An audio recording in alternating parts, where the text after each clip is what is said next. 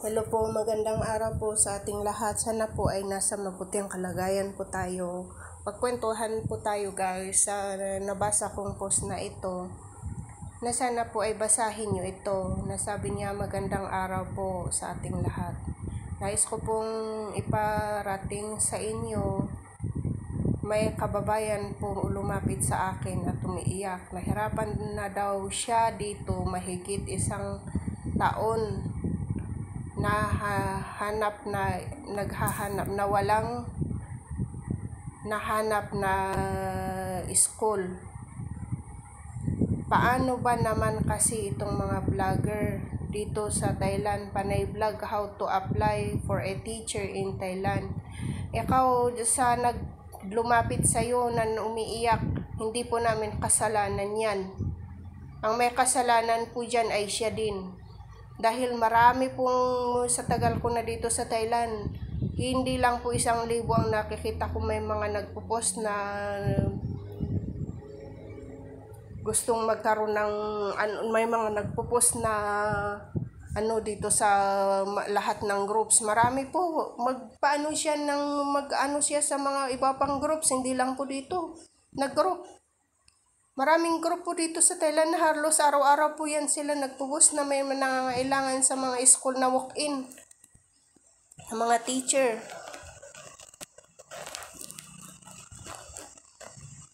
Ayan, umiiyak, hindi nabasa na po natin yan guys.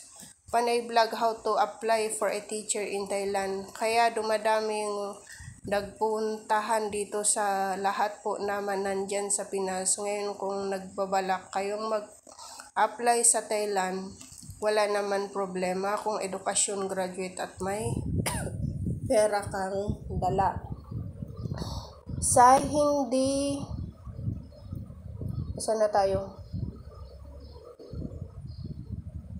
Thailand na wala naman problema kung edukasyon graduate at may pera kang dala. Sa hindi edukasyon graduation, mahirapan kayo mag-apply kasi may karamihan nagpuntahan dito ay mga Pinoy na edukasyon graduate at sila po ang tinatanggap ng school at isa pa hindi kayo mabigyan ng permit 5 years teachers license in Thailand, only temporary teacher license. Mamulubi kayo sa visa, huwag kayong magpaniwala nitong mga vloggers dito sa Thailand na kulang content nila, hindi na ipaliwanag ng maayos. Doon naman sa mga Pilipinong mag-apply ng hotel, restaurant, and so on, huwag na kayong tumuloy. Pahirapan ang visa dito, mapunta ang pinaghirapan nyo sa visa.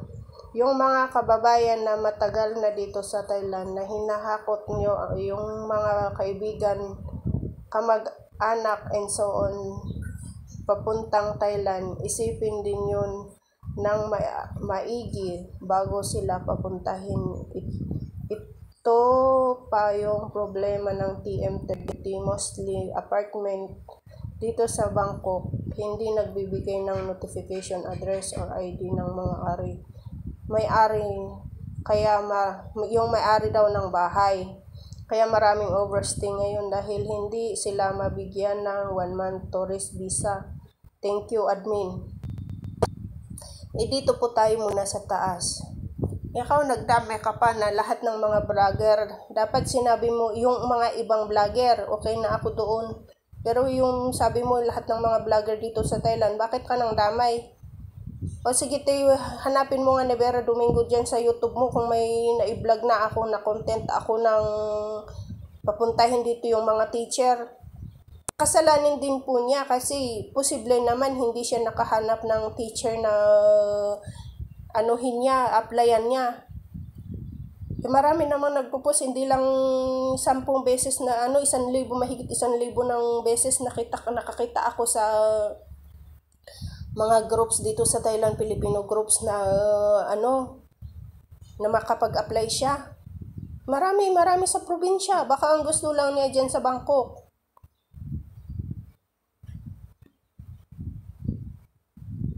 Tapos lahatin mo pa kami mga vloggers dito sa Thailand.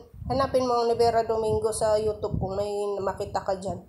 Ang mga kinukontent ko lang ay yung mga kung saan ako napadpad na gusto kong i-vlog.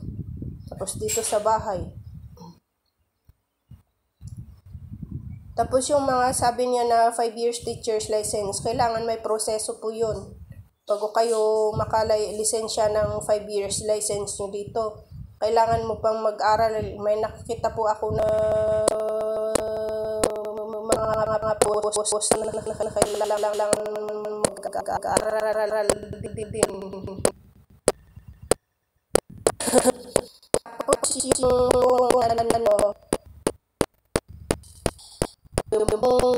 sabi na yung magpunta dito, yun. Pag po yung dito, isipin nyo po muna. Dahil yung, oo nga, bibili ka ng, yung ticket mo. Ticket lang bibilhin. Magkano yung ticket? Wala pa po bang sa 10,000 pesos na ticket dyan sa Pilipinas? Papunta dito. Pagpapunta mo dito, hindi lang po ang pagkain mong bibilhin mo dito, pati po yung babayaran mo kung syempre saan ka matutulog, yung hotel. Gusto mong lumipat sa mga apartment, meron naman po, kaso nga lang magbabayad ka din, syempre mag-advance ka din. Tapos yung yung hindi ka din naman papasok agad sa school, syempre maghahanap ka. Pagka nakahanap ka ng school, mag-e-exit ka. Pag i-exitin ka, of course, mamamasahe ka papunta ng labas dito sa Thailand. May mga naanuhin din naman ng agency. Siyempre, babayaran mo rin po yung agency. E paano yung pagkain mo din sa pag-exitan mo? Yung hotel mo din doon, babayaran mo. Tapos babalik ka dito sa Thailand, siyempre, transportation mo. Pag-apply din, pagpuntan mo doon sa school. Hihintayin mo pa hanggang 1 buwan. Bago ka makasweldo. Paano yung araw-araw na pagkain mo sa isang buwan? Yung pagkain mo sa 1 buwan, magkano na yun? Kung maarte ka pa sa pagkain. Tapos yung mo pa, yung tawag dito, 1 buwan mong pag-stay doon sa may o sang kaman apartment. Buti pa kung yung nakuha mong pinasukan mong school ay nagbibigay ng visa. Paano kung hindi? Every 3 months kang lalabas ng Thailand din, mag-e-exit. Paano yung yung pamasahe mo? Siyempre, babayaran mo lagi yung van na sasakyan mo pag-exit mo. Tapos yung babayaran mo din sa immigration na pagpasok mo muli dito sa Thailand. Marami kang babayaran, kaya hindi po basta-basta ang magpunta dito as a teacher ng akala nyo. Yung mga nakikita nyo po na mga teacher dito, makikita nyo sa mga post nila, ang gaganda ng mga nila. Pero yun sila ay maayos, yung mga bihira kang makakita ng mga schools na magbibigay sa'yo ng maayos na visa. Tapos, yung mga nasa hotel, ganun din po, bihira ka makakita ng hotel na mabibigyan ka ng working permit to stay here in Thailand. Yung mga nagbabalak na lang na magpunta dito, may mga nakikita din po ako sa mga TV, sa mga news. May mga nakikita naman po ako na yung mga na nagsibukasan na daw ng nangangailangan sila ng Filipino teachers. Bakit hindi pa kayo mag-apply? Baka mas maano pa ang panggastos nyo sa paglakad nyo ng mga papeles nyo dyan sa Pilipinas kaysa yung magpunta dito. Huwag nyo isipin ticket lang naman ang bibilhin ko papunta ng Thailand. Isipin nyo din kung paano kayo mag-stay dito.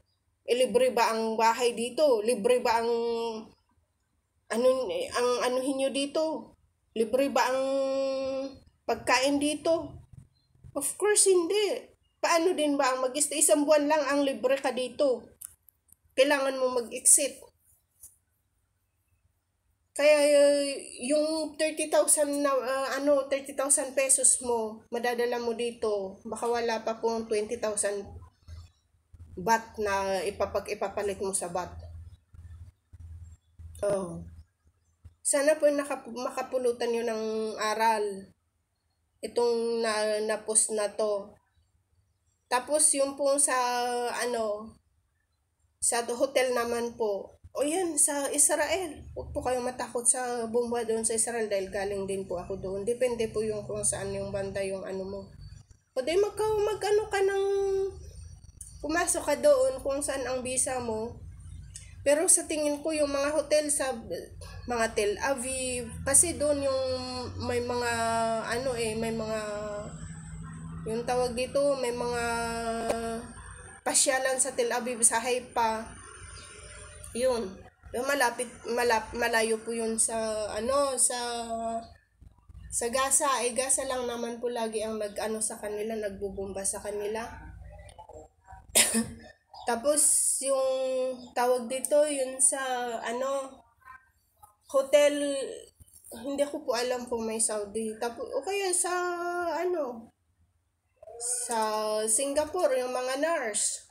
Oh, sa Saudi, mga nurse, teacher, may nakita pong post nila dito sa nurse na ay teaching daw na magpapunta na yan sila ng Saudi. Oh.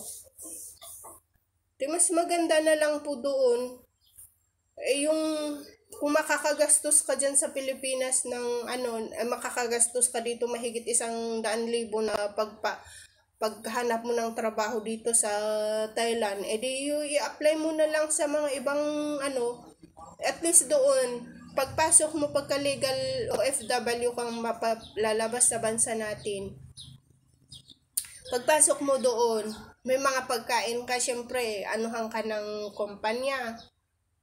Oh. Pagka isang buwan lang naman ka doon. Isang buwan magtatrabaho ka doon, magkakaroon ka ng sahod, pagka isang buwan ka na, dito. Pagpunta mo dito, maghanap ka ng trabaho. O magbabayad ka ng rent mo. Magbabayad ka ng bills, yung syempre ilaw, tubig, pagkain mo. Oh, marami kang babayaran dito. Akala mo ba basta-basta na lang ang pagpasok dito? Oh. Kung mag-apply ka ng legit diyan ay yung mga magpunta po kayo sa POEA. Marami po diyan sa POEA mga kabayan.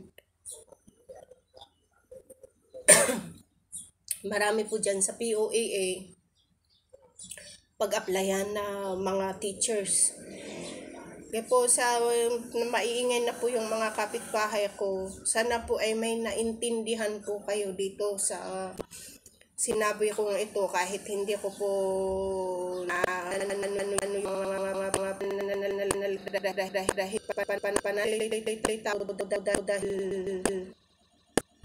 hindi pa po ako sa vlog na